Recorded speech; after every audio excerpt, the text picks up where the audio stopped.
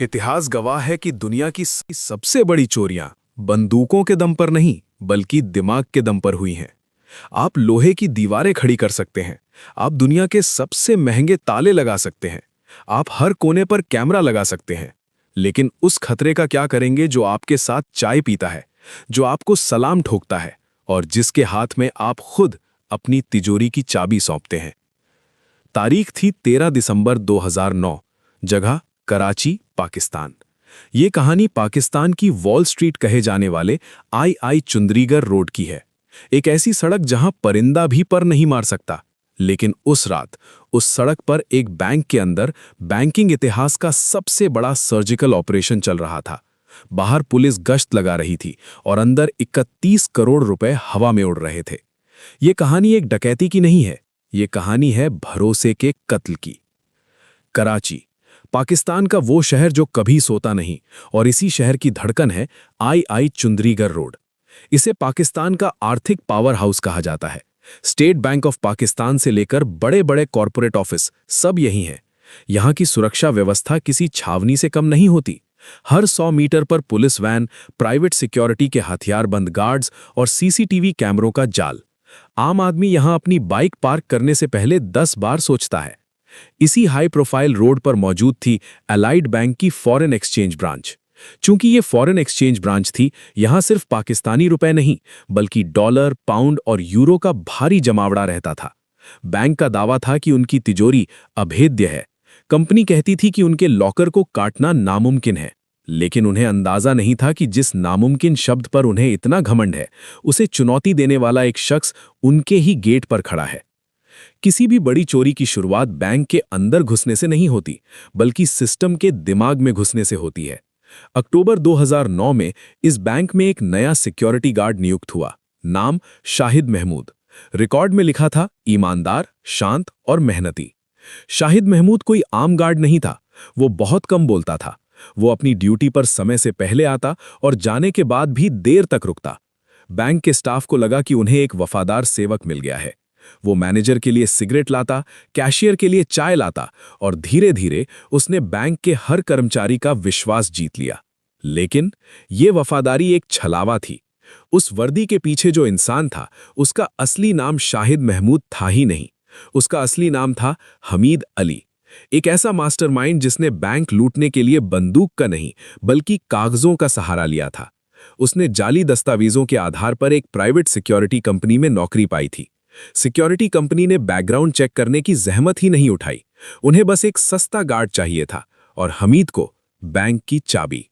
इससे पहले कि हम उस रात के अंधेरे में चलें और देखें कि कैसे एक मामूली गार्ड ने पूरे बैंकिंग सिस्टम को हिला दिया, एक सेकंड रुकिए।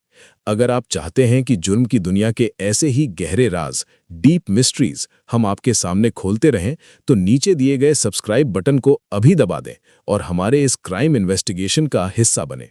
तो चलिए खोलते हैं उस तिजोरी का दरवाजा। हमीद अली ने 2 महीने तक बैंक को नहीं लूटा। उसने बैंक को पढ़ा। उसने नोट किया कि कैश वैन किस समय आती है, तिजोरी की चाबी किसके पास होती है, और सबसे जरूरी बात, रविवार को इस सड़क पर सन्नाटा कैसा होता है। उसने देखा कि बैंक का पूरा सिस्टम टेक्नोलॉजी पर नहीं बल्कि इंसानी भरोसे पर चल रहा है। अगर आप गार्ड है तो आपकी तलाशी कोई नहीं लेता। हमीद ने अपने प्लान में सड़क छाप गुंडों को नहीं शामिल किया।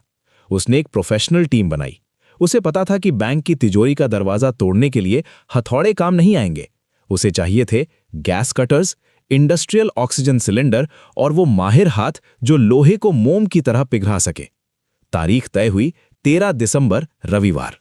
रविवार इसलिए क्योंकि सोमवार सुबह तक बैंक खुलने का कोई चांस नहीं था। उनके पास काम तमाम करने के लिए पूरी रात थी। शनिवार की शाम ढल चुकी थी और रविवार की मनहूस सुबह शुरू होने वाली थी। हमीद अली अपनी ड्यूटी पर बैंक पहुंचा। वहां रात की शिफ्ट का एक भाड़ पहले से मौजूद था। हमीद ने अपनी पहली चाल चली। उसने उस गार्ड से कहा, भाई तुम घर जाओ, आज तुम्हारी जगह मैं डबल शिफ्ट कर लेता हूं, तुम आराम करो। वो बेचारा गार्ड हमीद की दरियादिली से खुश होकर घर चला गया। उसे नहीं पता था कि वो अपनी मौत को नहीं बल्कि अपनी आजीविका की तबाही को पीठ दिखा रहा है। अब बैंक में सिर्फ हमीद था। उसने मुख्य गेट खोला। बाहर एक सफेद वैन आकर रुकी। उसमें से हमीद के 5 साथी उतरे। उनके हाथों में भारी भरकम बैग थे। उन बैग्स में हथियार नहीं थे, उनमें थे गैस सिलेंडर, नॉजल्स और वेल्डिंग चश्मे। सब कुछ प्लान के मुताबिक चल रहा था। लेकिन तभी तकदीर ने एक पासा फेंका। बैंक के 2 और गार्ड्स, इमरान और जमीर, अचानक रूटीन चेकअप के लिए बैंक आ धमके। ये प्लान का हिस्सा नहीं था। डकैतों की सांसें अटक गई। अगर उन गार्ड्स ने शोर मचा दिया होता तो खेल वहीं खत्म था। लेकिन हमीद ने आपा नहीं खोया। जैसे ही वो दोनों अंदर आए, अंधेरे में छिपे हमीद के साथियों ने उन्हें दबोच लिया। गन पॉइंट पर उनके हाथ पैर बांध दिए गए और उन्हें एक स्टोर रूम में फेंक दिया गया। अब बैंक पूरी तरह से उनका था। रात गहरा रही थी, लेकिन बैंक के उस स्ट्रांग रूम के अंदर तापमान किसी ज्वालामुखी की तरह बढ़ता जा रहा था। उनके सामने था चब्स कंपनी का बना एक विशालकाय वॉल्ट। यह कोई मामूली ताला नहीं था जिसे हथौड़े से तोड़ा जा सके। इसकी दीवारें कंक्रीट और विशेष स्टील एलॉय से बनी थीं, जिसे टॉर्च रेजिस्टेंट माना जाता था। लेकिन हमीद अली और उसकी टीम के पास एक ऐसा हथियार था जिसके आगे लोहा भी पानी बन जाता है। Oxy acetylene gas cutter. कमरा बंद था, वेंटिलेशन न के बराबर था। जैसे ही कटर की लौ 3000 डिग्री सेल्सियस पर पहुंची, वॉल्ट का पेंट जलने लगा। कमरे में जहरीला धुआं और लोहे के जलने की तीखी गंध भरने लगी। सांस लेना मुश्किल हो रहा था। डकैतों को बार बार काम रोकना पड़ता। वे बारी बारी से बाहर जाकर सांस लेते, पानी पीते और फिर वापस उस भट्टी में घुस जाते। ये सिर्फ चोरी नहीं थी, ये शारीरिक क्षमता की एक क्रूर परीक्षा थी। रात के 2 बज चुके थे और दरवाजा अभी भी पूरी तरह नहीं कटा था। टीम में घबराहट शुरू हो गई। एक साथी ने हमीद से कहा, भाई, अगर गैस खत्म हो गई तो? अगर सुबह हो गई तो? लेकिन हमीद का चेहरा पत्थर की तरह सख्त था। उसे पता था कि वापस लौटने का कोई रास्ता नहीं है। उसने अपने साथियों को डांटा नहीं, बस कटर का नोजल बदला और इशारा किया, काटते रहो। आखिरकार घंटों की मशक्कत के बाद वॉल्ट के लॉकिंग मैकेनिज्म ने हार मान ली। लोहे का एक बड़ा टुकड़ा पिघलकर फर्श पर गिरा। छनन। रास्ता खुल चुका था। जैसे ही वे अंदर दाखिल हुए, टॉर्च की रोशनी में जो दिखा वो किसी सपने से कम नहीं था। रैक पर पाकिस्तानी रुपए नहीं, बल्कि विदेशी मुद्रा का पहाड़ था। हरे रंग के अमेरिकी डॉलर, गुलाबी रंग के पाउंड और यूरो। उस वक्त वहां मौजूद हर इंसान की आंखों में एक ही चीज थी, लालच। लेकिन वक्त कम था। उन्होंने बोरियों का मुंह खोला और नोटों को ऐसे भरना शुरू किया जैसे कोई रद्दी कागज भर रहा हो। कोई गिनती नहीं, कोई तरतीब नहीं, बस उठाओ और भर लो। उन्होंने 31 करोड़ रुपए समेट लिए थे, लेकिन हमीद का दिमाग अभी भी चल रहा था। उसने बैंक के डीवीआर यानी सीसीटीवी रिकॉर्डिंग को उखाड़ा, अपनी सिगरेट के टुकड़े उठाए और फर्श पर पोछा भी लगाया ताकि जूतों के निशान मिट जाएं। सुबह के 5 बजे अजान की गूंज से ठीक पहले वो भूत वैन अंधेरे में विलीन हो गई। सोमवार की सुबह कराची के आई चुंद्रीगढ़ रोड पर सूरज अपनी पूरी चमक के साथ निकला। ट्रैफिक का शोर शुरू हो चुका था। चाय की दुकानों पर प्याले खनक रहे थे। एलाइड बैंक बाहर से बिल्कुल वैसा ही दिख रहा था, शांत, सुरक्षित और मजबूत। लेकिन यह शांति तूफान से पहले की नहीं, बल्कि तूफान के बाद की थी। सुबह करीब 8:45 पर बैंक का ऑपरेशंस मैनेजर ब्रांच पहुंचा। जैसे ही मुख्य दरवाजा खुला, एक अजीब सी बदबू ने उसका स्वागत किया। ये किसी मरे हुए जानवर की बदबू नहीं थी, ये जले हुए धातु यानी बर्न्ट मेटल और बारूद जैसी गंध थी। हॉल में सन्नाटा था। गार्ड अपनी कुर्सी पर नहीं था। मैनेजर के कदम ठिठक गए। उसने देखा कि फर्श पर गैस सिलेंडर लुढ़के पड़े हैं, और फिर उसकी नजर सामने गई। वॉल्ट का वो अभेद्य दरवाजा किसी फटे हुए कागज की तरह खुला पड़ा था। उसका दिल बैठ गया। तभी स्टोर रूम से किसी के कराहने की आवाज आई। वहां इमरान और जमीर गार्ड्स रस्सियों से बंधे हुए थे। उनकी आंखों में पूरी रात का खौफ जमा था। उनके मुंह से टेप हटाया गया तो उन्होंने बस एक ही वाक्य कहा, वो सब ले गए साहब, सब ले गए। अगले 1 घंटे में बैंक छावनी में तब्दील हो गया। कराची पुलिस के आला अधिकारी, फोरेंसिक एक्सपर्ट्स, बम निरोधक दस्ता, सब वहां थे। बैंक के बाहर मीडिया का जमावड़ा लग गया। ब्रेकिंग न्यूज फ्लैश होने लगी। पाकिस्तान के इतिहास की सबसे बड़ी बैंक डकैती। पुलिस कमिश्नर जब अंदर आए तो उन्हें लगा कि ये केस आसान होगा। गार्ड का नाम क्या है? उन्होंने पूछा। शाहिद महमूद, बैंक मैनेजर ने जवाब दिया। जाओ, उसे उठा लाओ, कमिश्नर ने आदेश दिया। पुलिस की एक टीम सायरन बजाती हुई शाहिद के घर के पते पर पहुंची, लेकिन वहां पहुंचकर जो पता चला उसने पुलिस के होश उड़ा दिए। वो घर, वो गली, वो मकान नंबर, ऐसा कोई पता उस इलाके में मौजूद ही नहीं था। शाहिद महमूद नाम का कोई शख्स नादरा यानी पाकिस्तान का आधार सिस्टम के रिकॉर्ड में था ही नहीं। पुलिस समझ गई वे किसी इंसान को नहीं बल्कि एक परछाई को ढूंढ रहे हैं। 24 घंटे बीत चुके थे। सुराग के नाम पर पुलिस के हाथ में सिर्फ शून्य था, न चेहरा, न फिंगरप्रिंट, न असली नाम। चोर इतने शातिर थे कि उन्होंने बैंक के अंदर अपनी छोड़ी हुई सिगरेट की बट यानी बट्स तक उठा ली थी ताकि डीएनए न मिल सके। अब मामला स्पेशल इन्वेस्टिगेशन यूनिट के पास था। लीड इन्वेस्टिगेटर ने अपनी टीम से कहा, इंसान झूठ बोल सकता है लेकिन मशीन नहीं। हवा में तैरते सिग्नल को पकड़ो। अब जांच जमीन से उठकर क्लाउड में चली गई। पुलिस ने जियो फेंसिंग तकनीक का इस्तेमाल किया। उन्होंने उस रविवार की रात बैंक के नज़दीकी मोबाइल टावर से कनेक्ट होने वाले हर मोबाइल नंबर का डेटा निकाला। ये भूसे के ढेर में सुई खोजने जैसा था। हजारों नंबर थे, वहां से गुजरने वाले राहगीर, पड़ोसी, टैक्सी वाले।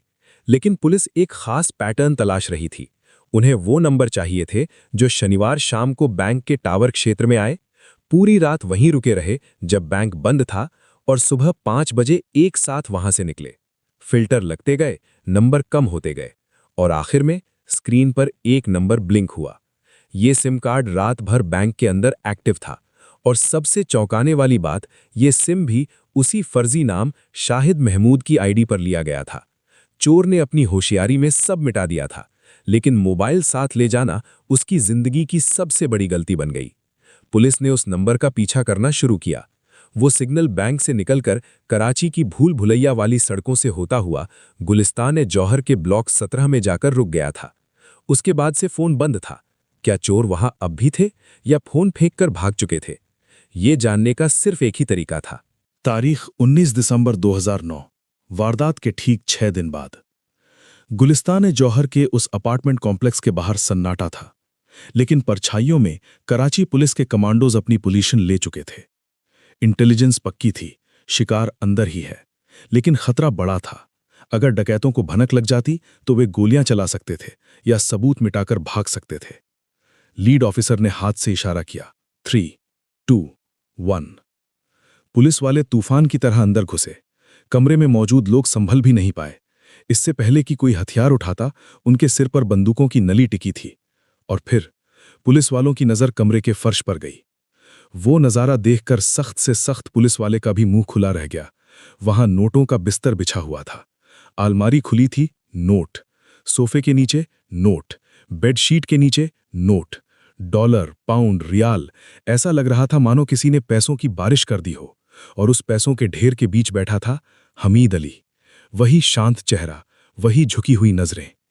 जब उसे गिरफ्तार किया गया तो उसने ना भागने की कोशिश की, ना कोई ड्रामा किया।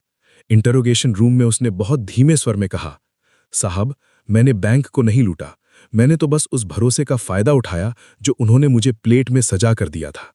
अगर वो एक बार मेरी असली आईडी मांग लेते तो आज ये नौबत ना आती। अदालत ने अपना फैसला सुनाया। हमीद अली और उसके साथियों को उम्र कैद की सजा हुई।